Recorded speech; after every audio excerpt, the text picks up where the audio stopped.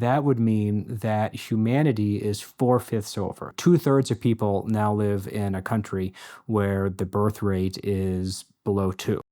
Your book, After the Spike, it's about depopulation. And so not about having too many people, but about having too few. And this, for me, people like me, I should say, is maybe it's a little bit backwards, as I've been led to believe that we have way too many people on this planet already. Right, but actually global depopulation is the most likely future. And so what depopulation means is that every decade, every generation, the world's population will shrink. And that's the path we're on, that in a few decades, the world's population will begin to decline. And once that happens, there's no reason to think it'll automatically reverse. And so a big question before us is, should we welcome that, or should we want something else to happen? Right, because I'm thinking, okay, sounds good. We need less people, right? Don't we need less people? We want them. I mean, look, I don't want them all to die the story at once. that we hear. Yeah, but in fact, depopulation won't solve climate change or reduce global poverty or make the world fairer. And we stand to lose something very important because people are a core ingredient in scientific and social progress.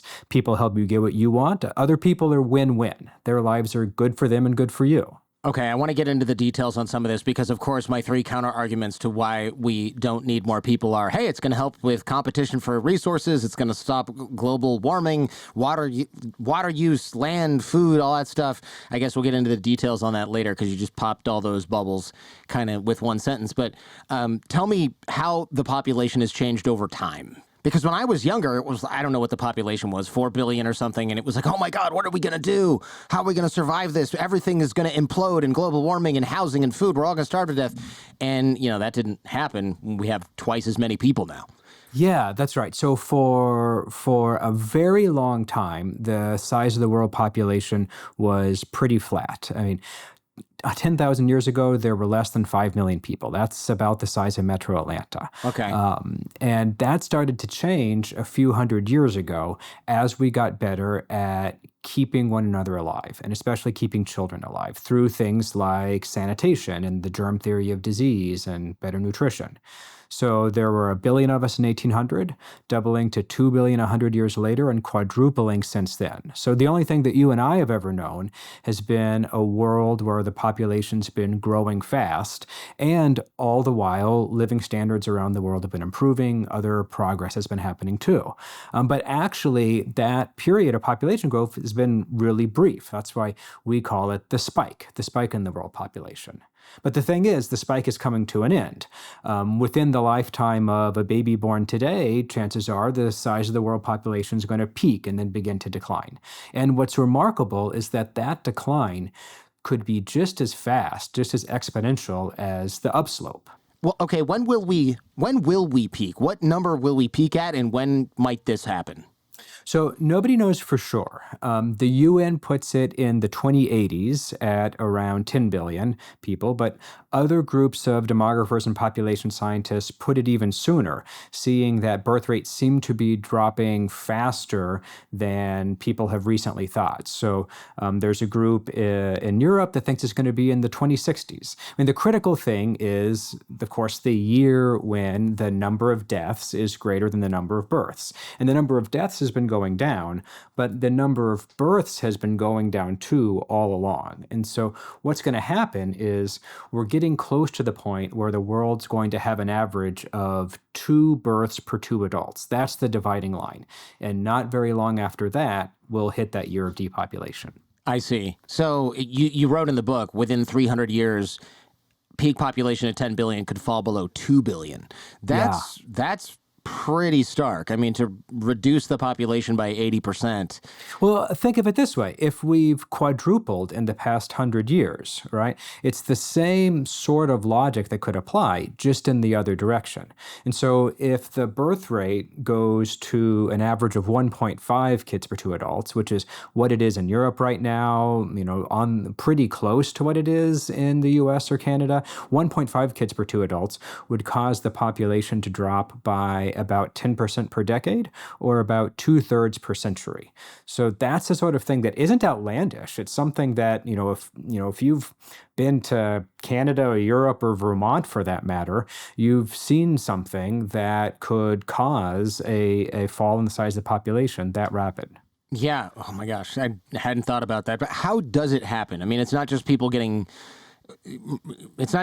killed in conflict or war or starving to death, right? This is just a natural course of life and people having fewer kids. It's not about people being killed. In fact, death rates, the biggest picture, I mean, not that there aren't fluctuations like COVID or something, but death rates in the biggest picture have been falling for a very long time, which is why the population grew, because more of the babies who were born did survive.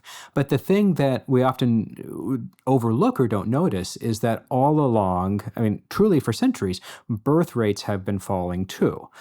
So it's all this time while we've been going up the spike and the population's been growing, people have been having fewer children on average. It was around 6 in 1800 for the world as a whole, 5.5 in 1900, 5 in 1950, and half of that today. So it's not that people have been having more children, and that's why the population's been growing. It's that the numbers of births have been falling, and now, since death can only go so low, since the fraction of babies who die at the start of life can only go as low as 0, eventually the number of births is going to have to pass below that.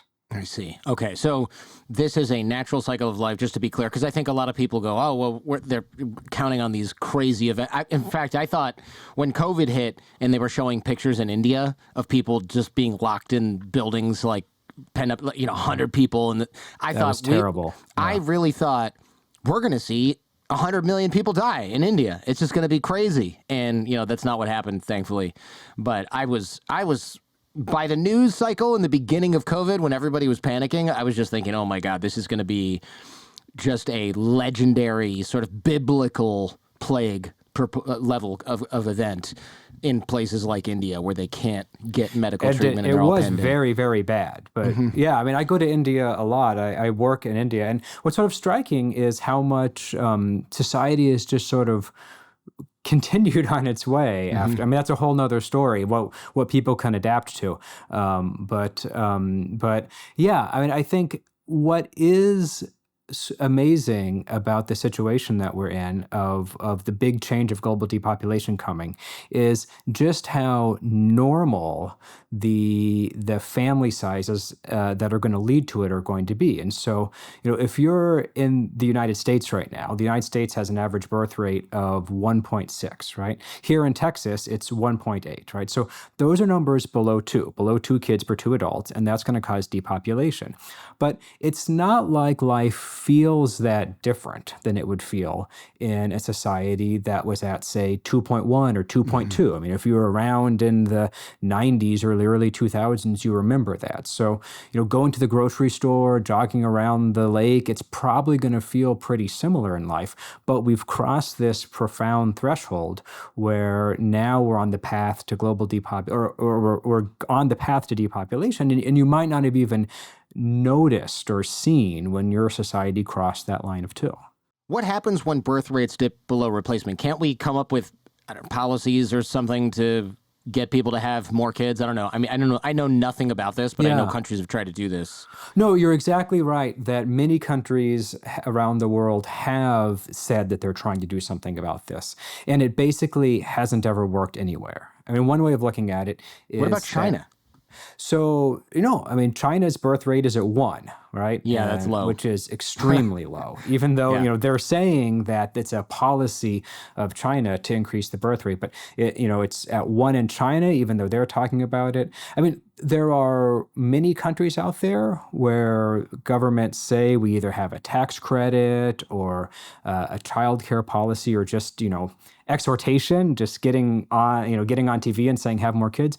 But of the 26 countries that we know, that we can see in the data, that lifetime birth rates have ever fallen below 1.9, averaging over a woman's lifetime, none of them ever have gone back up above 2 yet. So 0 for 26. And many of those are places where governments say they're trying to do something about it. Yeah, because China, they had the one-child policy, for people who don't know, and that ended, I don't even know, sometime in the in the aughts. I can't Yeah. even remember when that Yeah. changed, but it had been going for such a long time. People had one kid, and then I know Korea and Japan are trying to get people to have kids. Again, if I'll have to take your word for it if it's not working, but I can't really. It's just got to be tough I'll ask why it's not working, but I will posit that it's got to be tough to tell people, hey, have more kids and we'll pay for daycare. And it's like, yeah, the problem is I still have to take care of the kid and pay for everything. There's a lot more to have. I mean, so here's a thought experiment that I sometimes ask people to ask themselves. Okay. So these government programs that like might offer, say, a few $1,000s or something, either in the form of paying for daycare or a child tax credit or something, like, would you have married somebody different for $4,000? Right? Right. No, right? Nobody has ever said yes to me on that one yet, right? Right. And so if people making their biggest picture family formation decisions, where they're writing their own life story in their biography, no one's marrying somebody different for a few $1,000s. It makes sense that people aren't going to be having a radically different number of kids on average in response to a policy change like this. So that's not to say nothing could ever change. I mean, we wouldn't have written this book if we weren't optimistic that that humanity could stabilize the population instead of depopulating. But at the scale of the things that we've seen governments try so far, nobody has a solution for this. It seems highly unlikely that you could simply economically incentivize people to have kids. Maybe if you catch this problem early, you can. Like, oh, I really wanted 8 kids, but we really can only afford 5. Okay, what if schooling, college is free? We subsidize your food. We subsidize your housing so that you can have more space. And it's like, well, I already have 5. What's the difference if I have a few more, right? But people who have no kids or have 1 kid, they know that it's 10 times the amount of work to have 3 kids. And you're just not going to get them to do that when you're like, I'll pay for your in-law unit and college. It's like, what about the other 30 years and that I got to deal with? You see growing up, you see your parents. And so if you see your parents struggling with it, if a young woman sees her mom struggling and parenting is burdensome or unfair or difficult to combine with the other things that she aspires to in life, then she's going to grow up correctly perceiving that it's hard to do in ways a lot more than money. So I think part of what we have here is an intergenerational challenge. For our grandchildren, say, to feel like they can choose to have more children and fit it in with the other things they value in their lives, whether that's education or work or family or just, sitting around playing video games with friends, right? Whatever it is you value, if you're going to be able to believe that you can fit it in with parenting too, then we have a lot to work to do, showing the next generation that so that they can show the next generation that. And then maybe we'll have people growing up feeling like they can aspire to more children. But we're pretty far from that. Yeah. And it's not just a simple, let's pass a piece of legislation this year policy challenge. What about pollution and people? More people is more pollution, right? There's garbage, there's carbon footprint, all of that stuff. Well, I think part of that is right. I mean, people are polluting, right? We do have big environmental challenges, and people cause them. Human activity causes greenhouse gas emissions and has other destructive consequences. So it's really natural to think that the way to protect the environment is to have fewer humans. But it turns out to be more complicated than just that story, because every time we've solved an environmental problem before, and we have addressed environmental problems before, it's been by changing what people do. So let me give you an example. In 2013, consider China in 2013, where the particulate matter air pollution was just truly terrible. So this is breathing in tiny particles in the air. They're sometimes called PM 2.5 based on their small diameter. And it's just really bad stuff. Like for children to breathe this in, it causes stunting and diseases. It causes older adult mortality. And in 2013, it was so bad in China that it was called the airpocalypse. It was in coverage, international coverage. The U.S. Clever. Embassy, he said that it was 755 on a scale that goes up to 500. Like international journalists were evacuated, right? So awful in 2013. So then what happened next? In the decade that followed, the size of the Chinese population grew by 50 million people. That's a lot. That's the entire population of Canada or Argentina. And so if it's the case that more people always causes more pollution, then what happened to the particulate air pollution in China? And the answer is that it got better. It declined by half. And that was because the people there changed what they did. The policymakers just changed what they did. They implemented new technologies. They implemented regulations. They shut down coal-fired power plants. They made different decisions. And it's not just China. Over the same decade, while the world's population has grown by over 750 million people, particulate air pollution has fallen for the world as a whole. Every time we've addressed environmental challenges, whether it's banning CFCs to save the ozone layer in the 80s, or taking lead out of gasoline in the 70s, or regulating sulfur dioxide in order to not have acid rain in the 90s, that's always happened while the population's been growing. It's been because of changing what people do, implementing new laws, implementing new technologies, and that's the path to reducing humanity's environmental footprint. I see, because it does, at first glance, seem like population is a good lever to pull to get lower carbon emissions. But you're right. I remember acid rain. Well, first of all, I remember CFCs from the weekly reader that we had as kids in elementary school. And it was like CFCs, and nobody could pronounce chlorofluorocarbons. And I remember I was the only kid in class who could say. I think I probably was getting the same weekly readers. Yeah, we all were, right? Yeah. It was from like Addison Wesley, one of the textbook publishers. And I remember loving those things. They're so interesting. And then we never used them. But that was the big thing, man. Spray paint and all these, like making mattresses hairspray, and stuff. Right? Hairspray. Yeah. Anything that sprayed and anything that had a chemical smell like the mattress you slept on that had 10 billion amounts of whatever CFCs being used to manufacture this thing. And then it was, you're right, acid rain this, acid rain that. And then I kind of went to college and just never heard about it again. I don't really think that I was hearing about climate change as an important challenge until, I don't know, high school or something. It was these other problems that, now if you have another kid today, they're not adding more to the ozone hole depletion because they're not using CFCs. Yeah, and the ozone thing kind of wrapped itself up. I'm a little bit... I'm not going to try and disagree with an expert here, but it will sound like I'm doing that. I'm a little bit against being like, we'll just change the technology and it'll be fine. I know you're not totally doing that, but it kind of sounds to some people like, okay, no. So CFCs in the 80s, we just banned them. It's going to be automatic. It's going to be a huge political fight. Yes.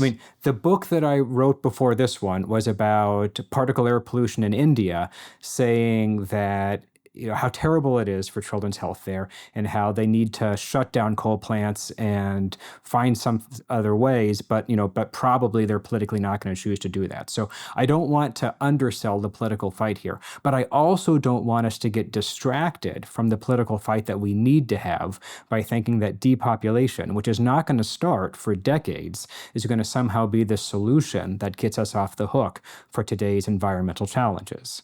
I understand the temptation to think that in a challenge as huge as climate change, depopulation could at least help, right? Yeah. But the problem is that the population is a huge ship, slow to turn. If you have a kid today, they're going to be deciding whether or not to have a kid in, say, 30 years, right? And 30 years from now is when, decarbonization needs to be well underway or, maybe done, right? So the timing of population decline just doesn't line up with the urgency of what needs to happen on climate change. Right. Yeah, I see what you mean. And it also seems like we can't build nuclear power plants in under a friggin' half century for some reason either. I don't really understand that. That's a different podcast, probably. Yeah, no, back on the topic of India and coal plants, if we want to do something useful for the world, then let's volunteer to build nuclear power plants for every Indian district and maybe, I suppose, have the experts in France run them or something. But yeah.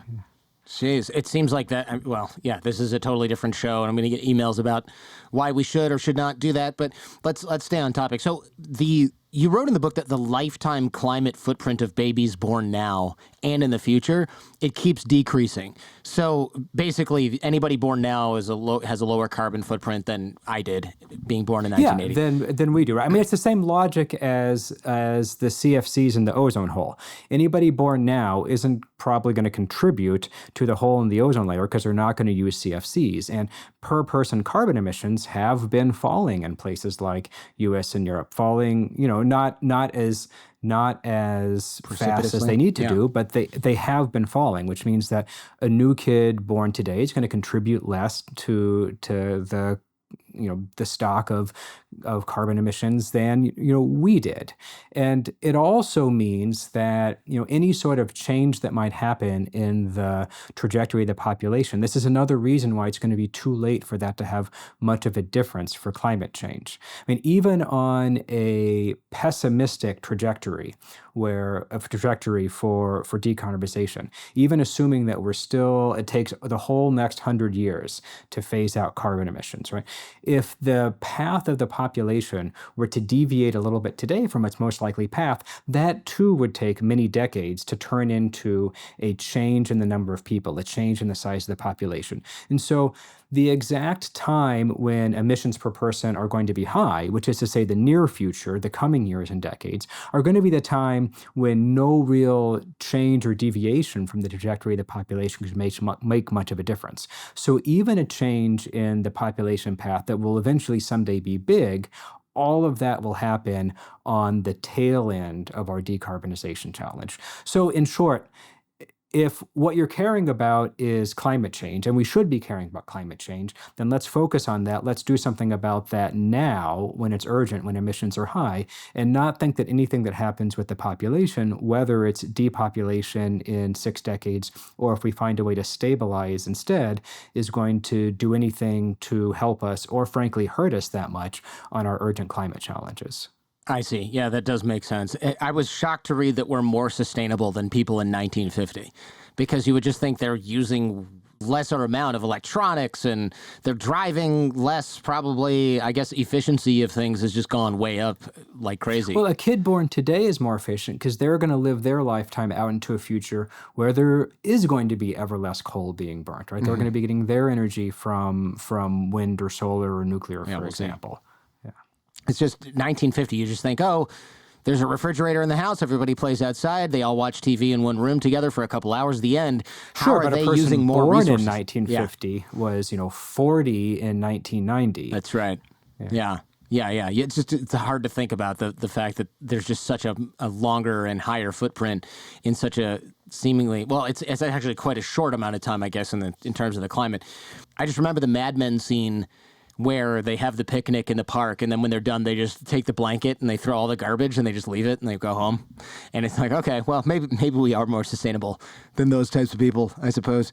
What do you attribute the declining birth rate? I mean, you said we're less fertile, we're having fewer kids. Why? I think I probably should have asked you that earlier.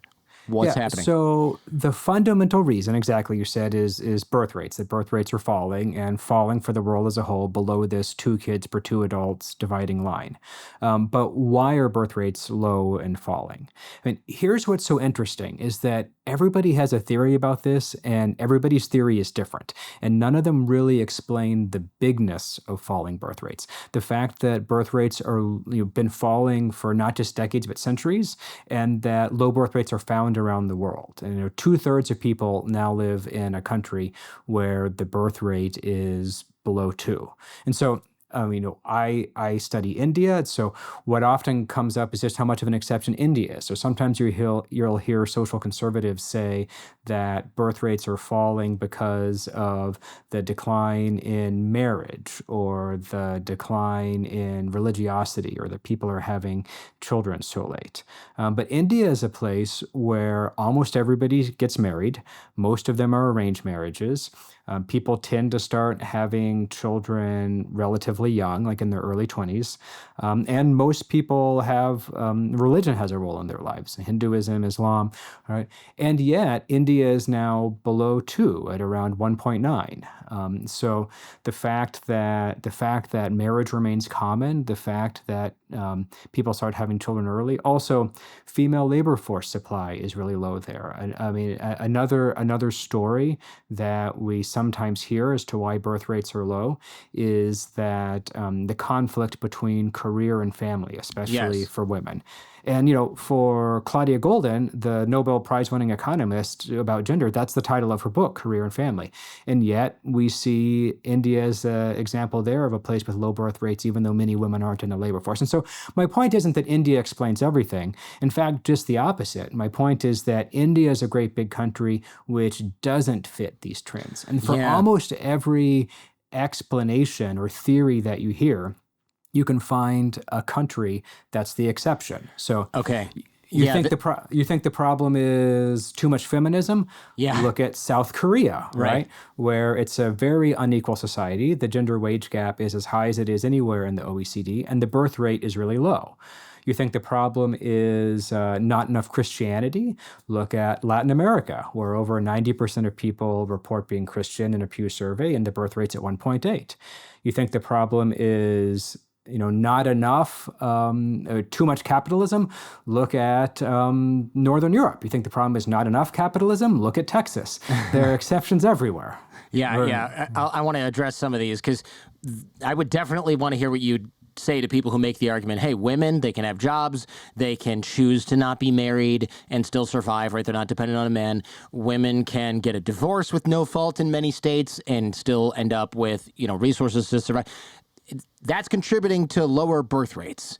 So basically the argument that equality causes lower birth rates. Can we address that a little bit? I mean, you kind of touched on it, but it doesn't seem too crazy when you think about it. Like, hey, I don't need to stay home, thus I don't need to have a bunch of kids because I can have a career. I mean, I can follow that logic, but you're saying that that's not necessarily going to explain the problem. I'm saying that, these sorts of career and family conflicts for women probably are very important in a lot of people's families and a lot of people's decisions. But when you look at the biggest picture of low birth rates being something that's unfolding all around the world and has been for centuries, it just can't fit all the facts. I mean, the birth rate in France in 1900 was 3, and that wasn't because they had solved all the gender inequality problems. We already talked about South Korea, right, which is a pretty gender unequal society by all the measures that we have. For example, the gender wage gap, and yet we see the lowest birth rate of all. A place like Sweden, where we've over the last 10 years seen the birth rate fall from low to lower, from 1.8 to 1.4. I think is the story that you want to tell that Sweden was an exceptionally unequal society 10 years ago, and I don't think that makes sense. I mean, but there is something important here, which is lots of people assume, or there's sort of a policy prescription that we hear, that the way to raise birth rates is to roll back the clock on gender equity, or that any sort of escaping of depopulation, if we were to stabilize the population instead, that would require things to be worse for women.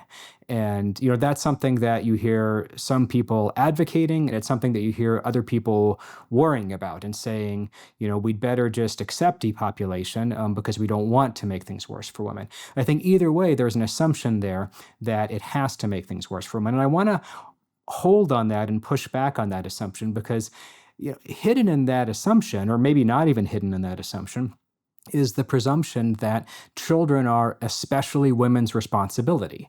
And I think that doesn't have to be the case. I mean, for sure, there are ways that having and bearing children burden women that it doesn't burden men, but it takes a lot more than the 9 months of pregnancy to make a child, to make the next generation. It takes, long nights and long years thereafter to raise a child, and men can and should do more of that. So I think to those who would say that, what we should be fundamentally thinking about here is, women and what women are contributing, I would say there's a role for dads to contribute more. And maybe if parenting had been something that we've all seen as everybody's job all along, then we wouldn't be so much in a challenge where people are looking at parenting and thinking, no, thank you. Yeah, you're probably onto something there. I know my wife would definitely agree with you as well. What do you think of the whole reversal on abortion rights in the United States? I don't want to get into the morality or religious elements of that because that's that's 10 hours of podcasting that I don't really feel like doing. I'm thinking more in terms of population growth. Some people say, hey, look, we need to be doing this. I mean, for various reasons. Some of those people have reasons that are more wholesome, maybe, than others for making that argument. But basically, restricted abortion or forced birth, whatever you want to call it. What do you think of this in terms of the depopulation? I mean, it almost seems like it's a drop in the bucket, but exactly. What do I know? So, my own take as a voter is that I believe in reproductive freedom and access to contraception and abortion. But as an economics professor who does statistics, let me tell you about some of the facts. One is that we have in the past few years seen abortion access be restricted here in Texas, and that has not caused a giant spike up in the total fertility rate. That hasn't brought the birth rate back up to replacement. In part because people find what they need, such as medication abortion through telemedicine. You can look at the data from South Korea again in 2017. Amongst the sort of richer countries with good high quality data, South Korea was the only one that the Guttmacher Institute rated as abortion being basically restricted, and it also had the lowest birth rate of all of the countries in that data set. And so, that's not a randomized controlled experiment evidence or anything, but it is a fact to contend with if you want to say that banning abortion is a way to enduringly raise birth rates. And I think biggest of all is the experience of Romania, where the dictator Ceausescu, talking about wanting higher birth rates for nationalist reasons, banned abortion in a particularly draconian way, instituting that, mandatory pelvic exams for women at work to see if they were pregnant, for example. Oh my God. To really use the power of the state to try to ban abortion and raise birth rates. And so what did you see in Romania when Decree 770, the name for this program, happened? You see an immediate spike up in birth rates because, some people might have been already pregnant or just weren't planning their lives around this. But then very quickly thereafter, just a few years thereafter, you see the birth rate start to fall. And what's going on there is that people understand this is the law and they're making different decisions and not getting pregnant as much, for example, and birth rates are falling pretty much in parallel to the rate that you see birth rates falling in other sort of similarly middle-income countries at the time, such that after some years pass, you see that the birth rate in Romania isn't that much higher than it would have been before the program. I see. And of course, this all ends with Ceausescu being overthrown and killed, which is also another way in which this wasn't a sustainable policy that somebody might implement in order to try to change the population. So the point is, government coercion, banning abortion, whatever your perspective on that, if your interest is the overall population-wide birth rate and whether we're going to have depopulation or a stabilized population instead, government coercive programs like this can really influence and harm people's lives and take away their autonomy and wreck their ability to form the families they want and the careers they want. It can hurt people, but it isn't really powerful. It isn't powerful enough to get us off the path to depopulation, to stabilization instead, because people have shown that they'll find other ways. Right. Okay. So people either get access to birth control, access to illegal abortions, or they just stop having sex, I guess, when they might get pregnant. Right, and all of this matters. It matters for the families people can build. Yeah. You do see in Romania a lot of maternal mortality, people dying in pregnancy, and that's awful, right? But what you don't see is the the radical change in the size of the Romanian population that I see. Ceausescu might have hoped for. So it sounds like anti-natal or pro-natal policies like China, Romania, basically, is it safe to say they didn't have an effect that wasn't happening anyway in terms of declining population? I think that's exactly right. Both for Romania trying to cause birth rates to go up, and you mentioned China, who with their one-child policy was trying to cause birth rates to go down, and yet when you look at China's birth rate over the decades of the one-child policy, you see that it was falling, about as fast as it was falling in other middle-income developing countries like India or Latin America or Chinese neighbors. China probably ended up in a pretty similar place, birth rate wise, to where it would have without the one child policy, which just goes to show that governments don't have a lever that they can use to set the birth rate. It's not, you hear the Federal Reserve Bank sets the interest rate or something like that. There's no Federal Reserve Bank that can set the birth rate. That's right. You can set the interest rate for money, but you can't get your wife more interested in having more babies. There's a hard line there. So it's not feminism. It's not government policy. I'm going to assume it's not contraception because the birth rate's been falling since before that was mainstream and widely available. And continuing to fall even after in places where people all generally have contraception. And you mentioned lack of religion or liberalism, and you point to India and you say, look, this is not a super liberal, super secular place, and they're having the same issues. Or Latin America, right? Latin America, yeah. So there's just no grand theory that explains everything that could cause the population decline that we're seeing. Okay. I think that's right. I think it's something that a lot of societies are converging on for, in a way that has been going on for a long time. I mean, if you were looking for something big picture to say, you could say that probably a lot of parenting offers the same pleasures and rewards that it would have decades ago. If my kiddo gets me up in the middle of the night because he's thrown up in his bed or something, like I'm really glad that I have a washing machine that I can throw those sheets into right now. And somebody wouldn't have had that maybe 75 years ago, might not have even had like a second pair of sheets to change out or something.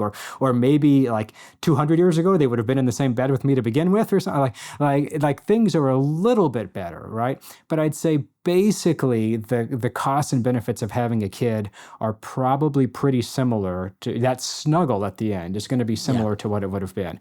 But all these other things in life, whether for you that's education, whether for you that's work, whether for you that's playing a video game or listening to podcasts or just sitting around in the air conditioning and not having a toothache, right? Whatever it is that you value, it's probably a better alternative to compete with having kids than it would have been for somebody 50 or 100 years ago. And so it's just going to be a very big picture change in people's decision making.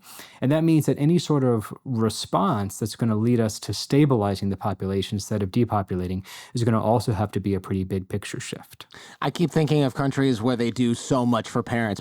I got a really close friend in Sweden, and he's like, yeah, I get 2 months off, but then I get extra time because of this. And he's like, it's not as much as my friends because I work at Apple and, instead of a state company. I'm like, when are you at work ever? And then other times it's like, I'm sending my son to this. And I'm like, oh, doesn't that get expensive? No, it's totally free daycare, free day camp, free school, free this, free college. So you don't have to pay for health insurance. You get 2 months off or more, whatever it is, 10 weeks, I think, every year.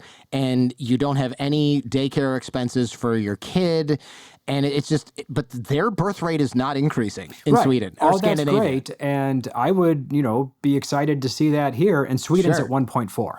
It's like the lowest, one of the lowest in the West. It's crazy to me. So it's not affordability. That's clearly that's clearly not what we're talking about here. Right. And that's one of the things that we learned from examples of places like Sweden or Denmark at 1.5 or Finland at 1. I mean, places where things are more subsidized, we see low birth rates. But of course, we also see that like comparing richer or poorer people within a country, within the United States or within Sweden, it's not like we see the richer people on average having these huge families with 3 or 4 children. I mean, we do see that richer countries tend to have lower birth rates, and that as time's gone on and places have become richer, birth rates have fallen. And I mean, this one's a little bit silly, but economists have studied young women who win the lottery and compare them with young women who played the lottery and maybe won a tiny prize or didn't win, right? And you see that young women who win the lottery don't go on to have more children than young women who didn't. And so there's a lot of evidence stacking up about the fact that it's not just money in the most direct or literal sense. Not that money might not be able to help or be part of a package of solutions, but it's not, and not that children aren't, of course, expensive, but the evidence doesn't seem to suggest that just writing a check or government policy as usual is going to be what changes it. No, it's just got to be other opportunity costs, career stuff, leisure time. I want to move on to whether there'll be enough to go around. I know this is a question people have been asking for generations, but if you look at the current economic situation, the housing crisis, it does kind of seem like there might not be enough resources if we add another 20%, 25%, whatever it is, to the population over the next few centuries. And I know we've always been talking about this. I mean, people have always been like, there's not enough, what was it, tungsten or something. That was the big deal when I was in high school. We're going to run out of light bulbs. And it's like, oh, come on. Really? There's no other way to make a light bulb? And then, I don't know, 5 years later, it was like, you have to buy LEDs. Now, there are lots of other ways to make light bulbs, right? Yeah, exactly. And now, I mean, you don't even hear about tungsten anymore. What rappy tubey kind between that and LEDs? Well, I forget what those are called. I literally don't even. I thought those were also kind of. There's some kind of gas in there that gets excited by the electricity and that lights up.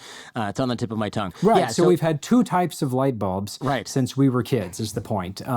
People come up with new things. Now, I want to pause for a second about adding 20% to the population, because I think one mistake that people sometimes make is to think that the alternative to depopulation, generation after generation without end, has to be increasing the population generation after generation. And there's a third possibility, and that's the one that we're arguing for and after the spike, which is that the population stabilizes. At what number? Well, I don't know, and I think that's important. Just somewhere. Exactly. Okay. The population's probably going to peak and begin to decline, right? And so then the question is, do you want that decline to continue, or should it stop somewhere? And maybe somewhere importantly smaller than today. Maybe 4 billion, maybe 3 billion. I mean, asking exactly what size of the population we should seek is kind of like asking exactly how many doctors or nurses a society needs. It's sort of beyond us to answer that question precisely. That economists and sustainability studies couldn't answer it like that, but we know that it matters, right? And so I don't think anybody knows the exact right number at which the humanity should stabilize, but as long as you think it should stabilize at some level, even a level smaller than today, even 3 billion or 2 billion, instead of falling forever, right, then fundamentally you'd face the same challenge, because at that time you would need the birth rate to be about an average of 2 for the population to stabilize. So for that to ever happen at any level, we'll need a birth rate of 2. So that's a challenge that nobody knows the answer to, and it's one that all of us face who want to avoid depopulation. So but that said, yes. Sorry, go on. Now back to light bulbs, man. Like we're back just to light bulbs. Is the strategy okay? We're going to innovate our way around these shortages, because it was like oil. We're at peak oil. It's copper, tungsten. We've always innovated our way around these things. We might innovate if there are other people to help us find the ideas and help us find the discoveries. This is one of the reasons why depopulation matters, and we should want to avoid it. That we're all made better off by sharing the world with other people alive alongside us, other people who are alive before us, and that's because other people make the discoveries that we can use. I mean, let me give you an example of how ideas are a special type of renewable resource. I mean, the most obvious examples of technology are rich countries at the technological frontier, inventing the next iPhone or something. But high tech is not the only tech. Progress happens wherever people are solving problems. And one of the most productive technologies ever conceived was invented in Bangladesh in the 1960s. In my work on sanitation in developing countries, I once visited a hospital in Dhaka called ICDDRB. And that hospital in practice, because it was in Bangladesh and Dhaka, focused a lot on cholera, on diarrheal disease. And in fact, people there called it the cholera hospital. And that's the place where doctors first mixed oral rehydration salts. So if you've got a kid who is suffering from bad Gatorade, diarrhea, basically? exactly, Gatorade. Okay. They could truly die if they don't have the right mixture of salt and sugar dissolved in water to prevent them from dehydrating. And it truly transformed humanity's ability to prevent children from dying of diarrhea. So you're exactly right. Today, we can just go to the store and get a bottle of Gatorade or get a bottle of Pedialyte, or if you're living in Utrecht, you can mix it in your own kitchen from sugar and salt and water, and it truly transforms humanity's ability to keep people alive. Okay, so what's the point of the story? What does this have to do with population? Yeah, All right? read my mind. Yeah. So what it has to do with population is this. When you drink that bottle of Gatorade, it's gone. Well, if you give your kid that bottle of Pedialyte, it's gone, right? No one else is going to ever drink that bottle again. But the formula, the recipe, and even more important, the understanding that that's a way to save lives continues undiminished. And the economists who have figured out what's the ultimate driver of improving living standards, why people are less poor today, why society is safer and fairer and healthier today, have figured out that this is the key. The fact that ideas and knowledge have this property that they get used, but they don't get used up, and that the next generation can build upon them again. And so if you have more people, it's not going to consume the true driver of economic progress, which is these ideas and knowledge. Drinking more bottles of Pedialyte doesn't use it up. But if we're on a path to depopulation and there aren't enough other people, then some of the discoveries that we could come up with won't happen. And we won't be on the same path to an abundant future. We won't be on the same path to eliminating poverty. Yeah, what is that called when you have an innovation everyone can use? Non-rival? Non-rival, exactly. Yeah. So in economics, a rival thing is something that, if I use it, you can't. If you take an antibiotic pill, I can't give that antibiotic pill to my kid. Mm-hmm. But the formula for it, or the germ theory of disease behind it, continues undiminished. Right, okay. I want to go back to, is there going to be enough, and then dive back into innovation here. What about food insecurity and human habitats? Because we got global warming or climate change making a lot of land uninhabitable over the next century or so, right? So I'm hearing about, these islands are going to be gone and these people have to go somewhere. And so what about famines, for example? I mean, yes, we got to find a place for people to live. There's probably enough land, honestly, in a lot of different other areas. So I don't want to address that. But I know that we have food issues across the globe. I mean, even the Ukraine war, it was like, oh my gosh, Africa is going to starve because the breadbasket of Europe is in war. It's true that there are and have been places where there hasn't been enough food to go around.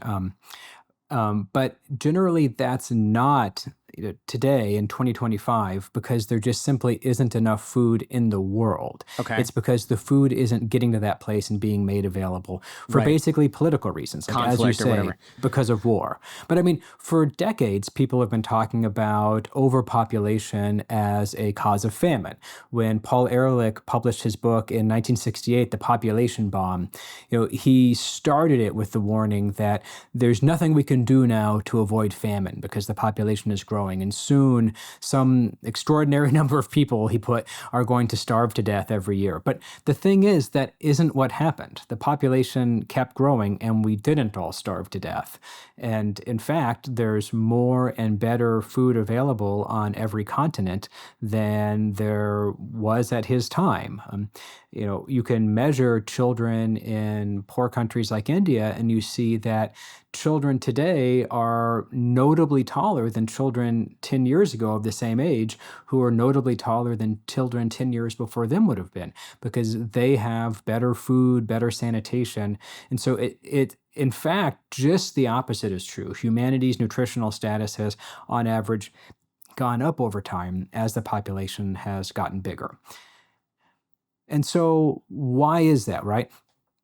We're used to thinking of other people as, eating our slice of the pie, or that population economics is a pie, and the more people eating it, the smaller the sliver that you're going to get. But in fact, just the opposite is true, because that idea misses the fact that somebody has to bake the pie in the first place. Somebody has to make the thing. And the critical economics idea there is fixed costs. The fixed cost is the cost of anything happening at all, of your business being open, of your restaurant being open, of your podcast being produced, right? You make this podcast and there's some cost, some challenge, some opportunity cost of making it at all. But if one more person listens to it, that doesn't make it any more expensive to produce your podcast, right? All of the costs of producing a podcast are the fixed costs of even making it in the first place. So it's nothing but good for you if twice as many people or 3 times as many people listen to it, right? Because it's not any more costly to produce it. But if on the other hand, if there aren't enough people listening to it, then it might not generate enough revenue to satisfy the fixed cost of it existing in the first place. That's a problem with most podcasts. Yes, they go overboard on production and then they get 1,000 listeners and it's like, oh, that's not, there's no ROI here. Yeah, it's great for some schmo like me who sits around under a light with a microphone in front of him with, half the time no pants on. This, of course, I'm fully clothed for this one, but sometimes, just can't be bothered. And the costs are low. I pay my team fairly and pay them above market rate, but that's because I can afford to do it. Well, they're low, but they're not zero. And that's my point. Yeah, they're not zero, but you're right. If I doubled the amount of people who listen to this, I literally force my network to absorb my variable costs anyways, right? They pay for that. So they're more, and they're happy to, because it means they got twice as much ad inventory to sell. So yeah, this makes sense. The restaurant example, I think, for a city makes sense, right? You've got down the street from me, there's an Ethiopian place, there's a Korean place, there's a Japanese place. They're all in the same little shopping center. That wouldn't have worked in the town that I grew up in, because the demand for Ethiopian food, Japanese food, and Korean food together probably isn't enough to sustain one restaurant that had all 3, let alone 3 restaurants that have each, right? So, but here they're thriving. Those places have been open for a long time, and they're always full because there's a lot more people around here. So, right, the fixed cost of having that around, as the population grows, we can have more things. That's your argument, right? It's more than, it's things like restaurants, it's things like media, but it's also truly important things like niche medical treatments.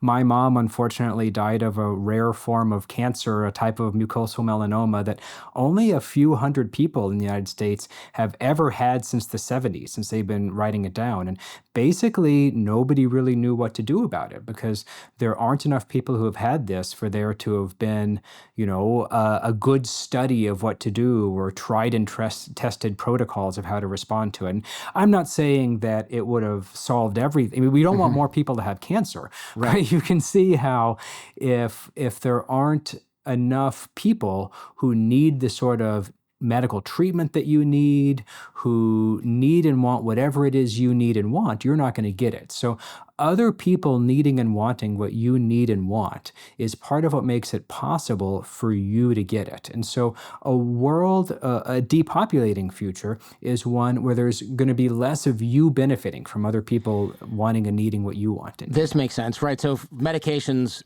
is probably the most important one, but possibly slightly abstract. I think, tell me if I'm off base here, another one that most people can relate to is phones. They're probably not going to make the iPhone 16 for 100,000 customers, right? So it's just because each one would have to cost $100,000, and it's just the market's not there for that.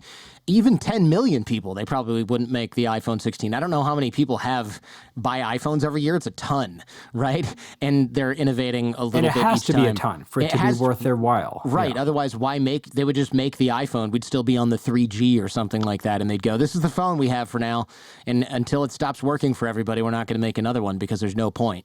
There's no point in figuring out how to make this smaller with a better camera because not enough people are going to buy it. So, yeah, it's not worth it to make iPhone 16 for that amount of people. You want more people to do that. Right. And you do see specialized mobile phones, for example, for poor people in a place like Uttar Pradesh, optimized to not have to be charged very often or to what somebody there needs, because if enough millions of people will buy it, then it is worth the fixed cost of developing. I see.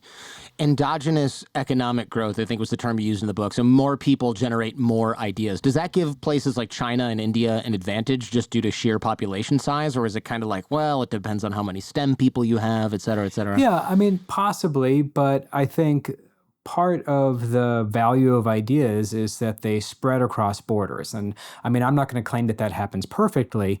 Some of the most interesting research right now happening in endogenous technological progress is studying how, for example, when scientists move from Europe to the United States to be closer to their collaborators, you see them suddenly start getting more patents. And that's the way that economists measure scientific progress, is more patents. So all of which is to say international borders and where people are certainly matters. But at the biggest picture, with this idea that more people cause more innovation and more technological progress, what I want to suggest is that it doesn't exactly matter who you are or where you are. It just happens because of what people are doing. It is in the course of people's business. A nurse treating a new baby and a mom, giving them their standard lactation consulting advice to promote breastfeeding. And then they have an idea like, hey, maybe if we tie the baby on to the mom this way, that's going to keep it warm and keep it safe. And then that's a new idea that people can sew the same tie-on wrap and do it all over the world and save more lives. And so it's not just the rare geniuses or luminaries working in one place. It's not that ideas stay bottled up in the place where people come up with them. It's something that gets widely shared. And so your argument that depopulation will result in fewer ideas, basically? Yes, depopulation will result in fewer ideas, and then we won't be making the same sort of progress towards higher living standards, against new forms of cancer, against poverty that we otherwise would. And it could be even worse than that. It could be not just a missing out on progress, but we also need one another to curate and teach the ideas that we have. I mean, think of how much of society's GDP goes into teaching and organizing ideas. I mean, both old-fashioned ways like universities, new ways like podcasts. I mean, a lot of what we do is make ideas useful for one another. And so it could be worse than merely not discovering ideas. It could be that if there aren't enough other people to learn from and curate the ideas, then we actually lose some knowledge that could have been useful for us. Won't AI make up for some of this? It seems like AI can come up with will eventually be able to come up with tons of new ideas, spread things faster, make our systems more efficient. It seems like AI could probably make up for some of this. And I have other counter arguments, but I'm curious what you think of the AI idea. Maybe it's too hyped up. Yeah, I mean, nobody knows exactly how productive AI is going to be. You have economists who are optimistic, who think it might raise GDP by a number like 7%, or more skeptical ones like Jordan Harbinger, who thinks like 1%. But what I want us to get away from is thinking that like making up for a loss of people is good enough, because the progress that we have right now, the living standards we have right now, that's not good enough, right? There's still a lot of poverty in the world, and even for those of us who are more privileged, things could be better, right? So what matters is, do we continue making the progress that we could make? And are other people still going to be important to making that progress, even in a future with AI? So I think the real question there is AI going to make people more productive, right? Well, so many technologies in the past have made people more productive. And so Daron Acemoglu, an economist at MIT, tells the story about the Industrial Revolution. And one type of technology that came along was to spin wool and to making thread. And once that technology came along, nobody ever did that work anymore. That was a substitute for humans. Humans went and did something else, presumably productive in the economy. But another type of technology was the industrial factory itself, or the water wheel driving an industrial factory. And what that technology did is made humans more productive. It was a complement to humans. And so if AI is the sort of technology that makes humans more productive, which it seems very likely to be, so many other technologies, all the way from computers on the one hand to pencils on the other, have made humans more productive, then it's still going to matter how many people they are. In fact, if AI makes humans more productive, productive, then you care all the more about there being a larger population alongside with you, because it matters all the more that people could make more progress. Gotcha. Okay. Can't we just invest more in the people that we have? I know the total number probably matters, but doesn't 1,000 or 100,000 PhD AI STEM people outcompete 1 million ditch diggers? I mean, yes, we can and should invest more in the people that we have. And, over the next, say, 6 decades until the 2080s, while we're moving towards the population to peak, we should be. That's not just investing more in education, but in the sort of early life health that helps people grow to their potential. But what we're talking about here is one of the longest term challenges humanity faces, and whether we want to be making longest term progress. And so eventually we're going to get to a future where people have the health and nutrition they need at the start of life, people have the education they need at the start of life, and it matters how many of us there are. I know in the book you write about how humans versus other mammals as a species kind of are different, and I think we just are. I mean, we very much might kill ourselves via disasters and reproduction. I mean, before we get to the depopulation thing, it seems like we have to be the only species to figure out, 1, healthcare, and 2, how to limit our own fertility, right? Right. We've changed both our mortality rates and our fertility rates. Yeah.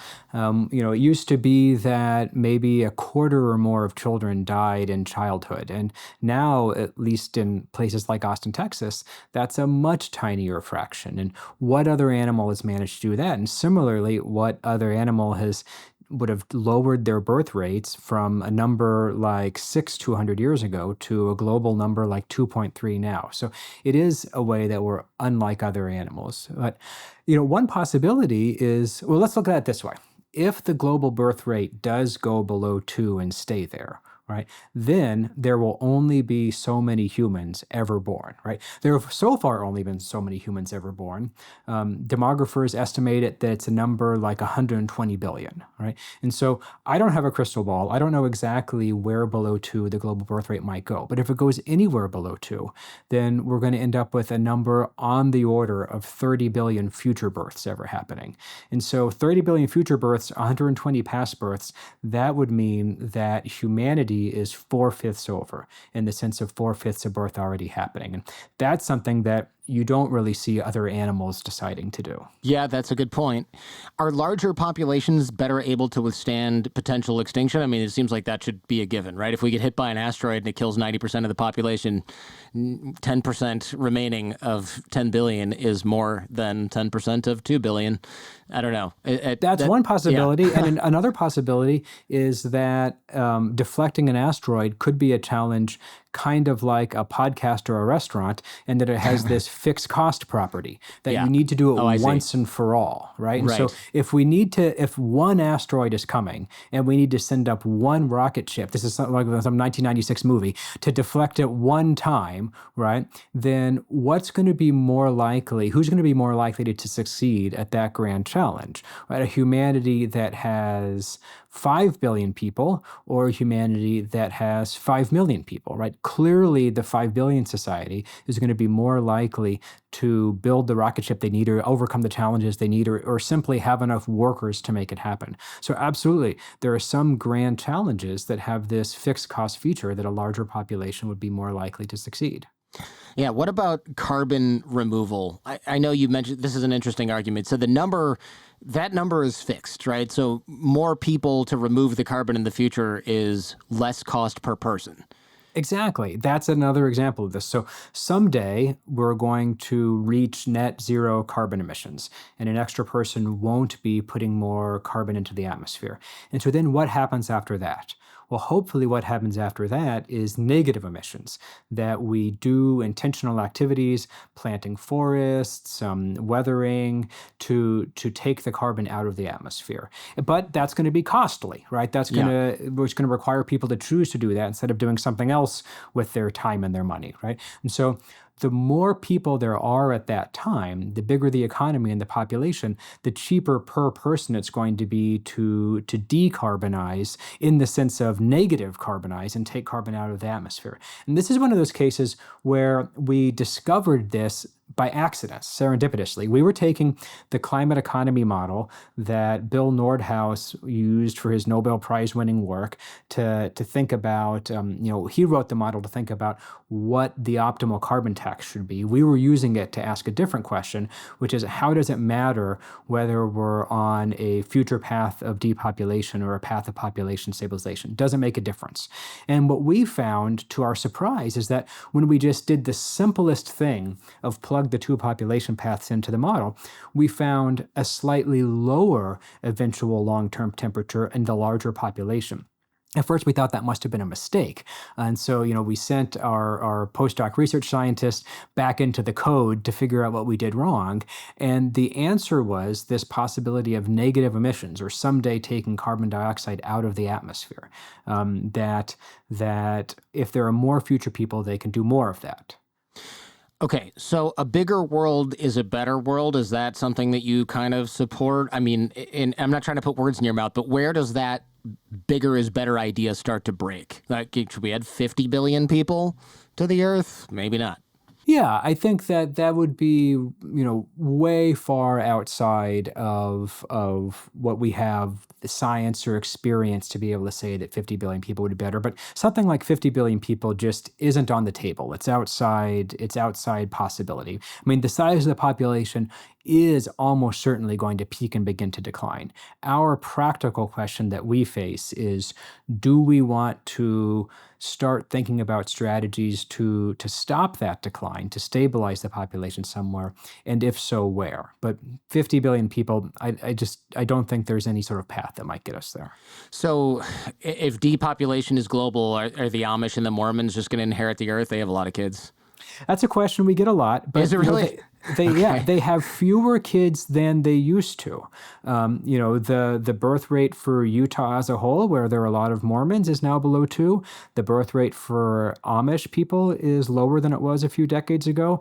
And, when I say something like the birth rate for Amish people is lower than it was a few decades ago, that doesn't count the people who left and stopped being Amish.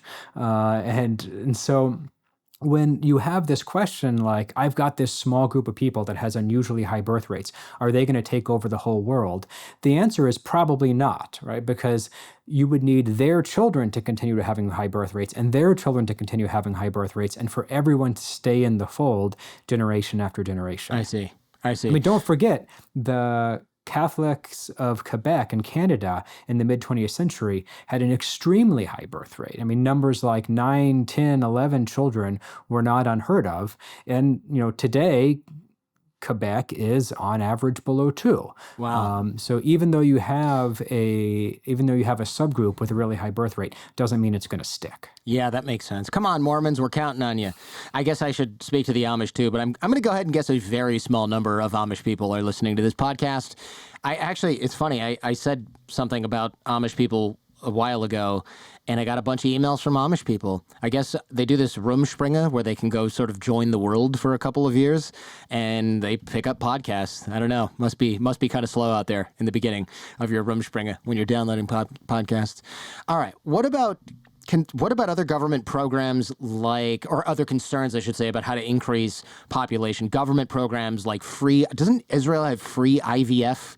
Or was that another? There's a country that has free IVF. Right. Yeah, okay. So Israel did make IVF free. And so one question we sometimes get is, how much of this could be fixed with physical technology, with, just, let's say, artificial wombs, for example. That's a better question. Pretend I asked you that question instead. Yes. You don't even have to have the pregnancy to have the baby. And, Israel's example of free IVF tells us something important, because what actually happened when Israel did this is that you saw women getting married later and forming families later and starting to have kids later, because more of them felt like, well, I'll be able to have one kid instead of 0 kids. And that's what matters. People are less focused on being able to have 2 kids instead of 1 kid, for example. And so if you feel like you've got it covered, that you're going to be able to have 1 kid, maybe you just start your whole parenting part of your life later.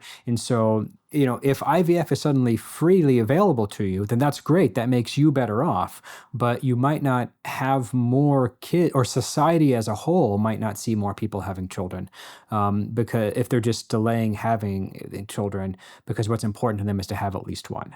But I mean, another question is how many people actually get to those ages and want to have more children than they biologically can. It's truly important for some people. My own family, my spouse and we had 3 miscarriages. It was terrible. But statistically in the population as a whole, we don't see that many people who are, getting to their 40s and really wanting to have more kids. No, you're right. And also, man, supporting parents is actually hard and very expensive. The birth part is easier.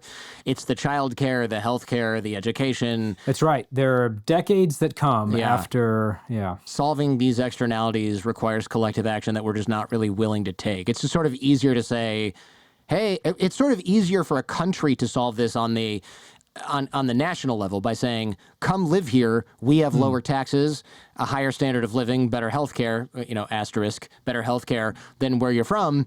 And you should come live here. And then we get immigrants that are qualified to come and do certain kinds of work in our country. But that's at the cost of their own country, right? I mean, the brain it's not going to drain. work for the world as a whole. Right, exactly. So I see how this is sort of a game that's being played nationally. It's quite interesting. So the recommendation is stabilize. What does that mean? Population's not going up. It's also not going down. Do you have a theory on how we do that? Or is it just like, hey, this is somebody else's problem? My book's about overpopulation.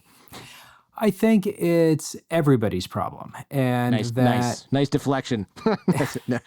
Well, I think right now a lot of people still think that we're headed towards overpopulation. Yeah. Right now, a lot of people still worry that there are going to be too many people, and even if they don't think there are too many people, they would say, "Well, great, depopulation is something to welcome." And so I don't think we can get too far ahead of that in this conversation. We need to start from there and say, hey, let's think about whether depopulation is the future we should welcome. And if not, maybe let's work on building a consensus that stabilizing the population would be a better alternative. And so I think it's far too soon to be jumping to a policy prescription. I mean, we've already seen it probably won't work, right? But more importantly, if we're really going to change what it is to be a parent, make parenting more feasible, make parenting more fair, if we're really going to share the work of making the next generation so that more people feel like they can fit parenting in, that's going to be a big social change. And it's not going to happen unless many of us think that it's a good idea and many of us think that depopulation is something to avoid. So don't call your senator. Instead, go talk to your buddy or your sister or something like that and say, what do you think about this? Do you think depopulation is something to welcome? Well, a lot of my friends who are not planning to have kids frankly wonder why they should bring a child into a world that's full of wars and ecological disaster and lack of resources for some people. But I don't know. Steven Pinker was on this show, and he sort of explained that we're healthier, safer, and better educated than we ever have been in history. If you spend a lot of time going to a place like Uttar Pradesh, India, you can truly see it. There, economic growth and progress isn't just a statistic on a page. It's children being more likely to survive. It's children growing taller. It's kids having shoes who wouldn't have had shoes 10 years ago. The world, we have important setbacks and important challenges, and the ones that we've talked about today, both climate change and child diarrhea are amongst them. But that doesn't mean that a life today isn't better on average for the world as a whole than any life has ever been. And so I do think that a life in the future is likely to be well worth living, and that's one of the reasons that counts. So we've been talking about how other people's lives are good for you, that you benefit from them existing, but part of the story is that other people's lives are good for them too. And one of the things that we would lose in a depopulating future is that a lot of lives that could be really great wouldn't happen. Yeah, I suppose that's the core of the theory here. I mean, I used to think that it was just uncertainty that causes people not to have kids, but I guess it can't be that because people who live in poverty and in other countries have way more uncertainty than I do in Silicon Valley, and they have more kids than we do.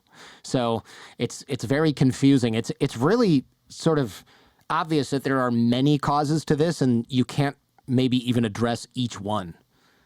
or at least it'd be very challenging to address each one individually. I don't know, man. I don't hold out a ton of hope that this is a problem that's going to get solved. It's like one of those, it's almost like the carbon thing where you go, yeah, we should definitely do something about that. Hopefully those other guys go first.